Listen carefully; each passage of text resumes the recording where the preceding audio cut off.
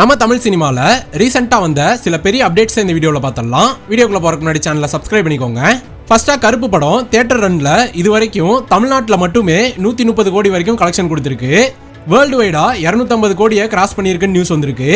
அடுத்ததா கார்த்தியோட பர்த்டே ஸ்பெஷலா ஹிட் 4, மார்ஷல், சர்தார் 2 மாதிரி படங்கள்ல இருந்து பர்த்டே ஸ்பெஷல் போஸ்டர்ஸும் கூடவே தெலுங்குல மேடுங்கிற சூப்பர் ஹிட் படத்தை கொடுத்த கல்யாண் சங்கர் டைரக்ஷன்ல கார்த்தி ஒரு படம் ஹீரோவா பண்ண போறதும் கன்ஃபார்ம் ஆயிருக்கு.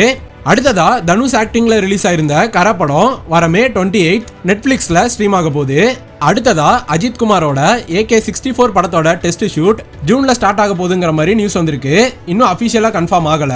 தளபதி விஜயோட ஜனநாயகன் படம் வர June 19 ரிலீஸ் ஆக போகுதுங்கிறது ஆல்மோஸ்ட் கன்ஃபார்ம்.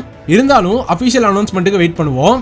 STR வெற்றிமாறனோட அரசன் படத்தை இந்த 2026 தீபாவளிக்கு இறக்க பிளான் போட்டிருக்காங்க. நம்ம STR இந்த அரசன் படத்துல 3 டிஃபரெண்ட் லுக்ஸ்ல வருவாருன்னு நியூஸ் இருக்கு.